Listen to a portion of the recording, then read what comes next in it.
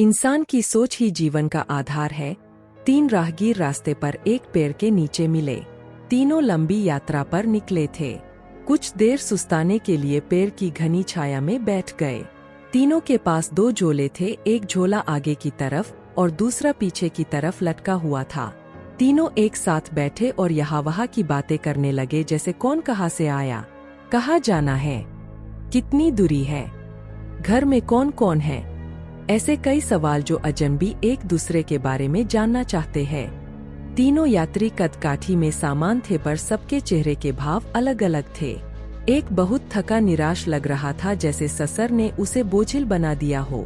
दूसरा थका हुआ था पर बोझिल नहीं लग रहा था, और तीसरा अत्यंत आनंद में था। एक दूर बैठा महात्मा इन्हें देख मुस्कुरा रहा था। तभी तीनों की नजर महात्मा पर पड़ी और उनके पास जाकर तीनों ने सवाल किया कि वे मुस्कुरा क्यों रहे हैं। इस सवाल के जवाब में महात्मा ने तीनों से सवाल किया कि तुम्हारे पास 2-2 झोले हैं, इनमें से एक में तुम्हें लोगों की अच्छाई को रखना है और एक में बुराई को, बताओ क्या करोगे। एक ने कहा, मेरे आगे वाले झोले में मैं बुराई रखूंगा ताकि जीवन भर उनसे दूर रहूं, और पीछे अच्छाई रखूंगा। दूसरे ने कहा, मैं आगे अच्छाई रखूंगा ताकि उन जैसा बनूं और पीछे बुराई ताकि उनसे अच्छा बनूं। तीसरे ने कहा, मैं आगे अच्छाई रखूंगा ताकि उनके साथ संतुष्ट रहूं और पीछे बुराई रखूंगा और पीछे के थैले में एक छेद कर दूंगा जिससे वो बुराई का बोझ कम होता रहे है और अच्छाई ही मेरे साथ रहे, अर्थात वो बुराई को भूला देना चाहता था।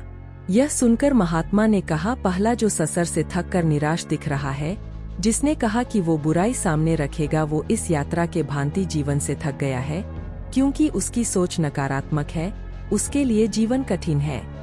दूसरा जो थका है पर निराश नहीं, जिसने कहा अच्छाई सामने रखूंगा पर बुराई से बेहतर बनने की कोशिश में वो थक जाता है, क्योंकि वो बेवजह की होड़ में है। तीसरा जिसने कहा वो अच्छाई आगे रखता है और बुराई को पीछे रख उसे भुला देना चाहता है, वो संतुष्ट है और जीवन का आनंद ले रहा है। इसी तरह वो जीवन यात्रा में खुश है।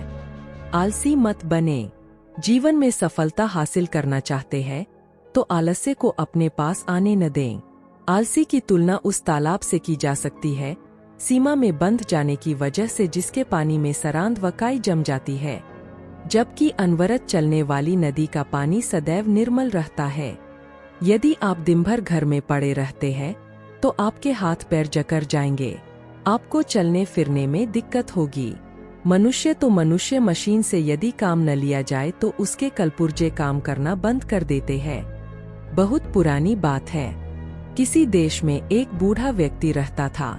वह काफी मेहनती था, खेतों में काम करके अपना गुजारा करता था। उसके 3 लड़के थे जो बड़े ही आलसी थे। उसकी आलस्य की वजह से बूढ़ा और उसकी पत्नी काफी परेशान रहते थे।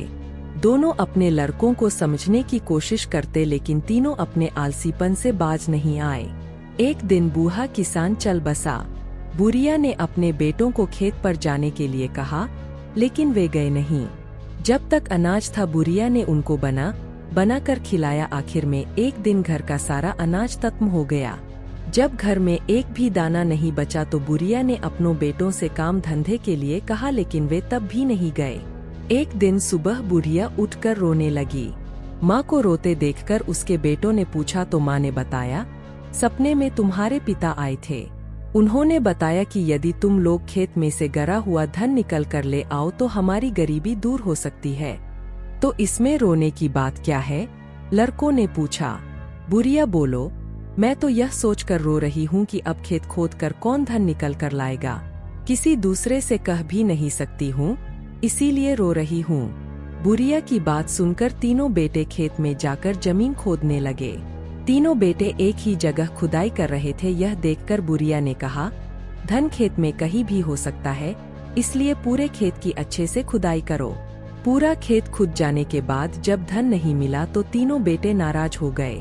बुढ़िया ने कहा, ठीक है, सपने में तुम्हारे पिता आने पर मैं उनसे इसकी शिकायत करूंगी। जब खेत की खुदाई हो गई है तो क्यों न इसमें अनाज बो दिया जाए। बेटों ने अनाज बो दिया। कुछ ही दिनों में खेत में फसल लहराने लगी। फसल काटने का वक्त आया तो एक दिन बुढ़िया फिर रोने लगी। बेटों ने पूछा, अब क्या हुआ? तेरे पिता सपने में आए थे, कहने लगे फसल को काट कर बाजार में बेच कर आओ, तब उन्हें धन के बारे में बताएंगे। बेटों ने धन के लालच में फसल काटकर बाजार में बेचने गए। फसल बेचने पर जब उन्हें धन मिला तो तीनों बेटे बहुत खुश हुए। उस दिन से तीनों ने आलस्य त्याग कर खेत में काम करने लगे। यदि आप अमीर बनना चाहते हैं या अपने जीवन में सफल होना चाहते हैं तो आलस्य से बचें। आलस्य गरीबी है, आलस्य असफलता है, आलस्य नाकामयाबी है, आलस्य अमीरी का दुश्मन है। आलस्य को दूर भगाएं और सफल व्यक्ति बन जाए। सफल बनना है तो आलस्य को त्यागना होगा। आलस्य से जीवन के रचनात्मक पल नष्ट हो जाते हैं।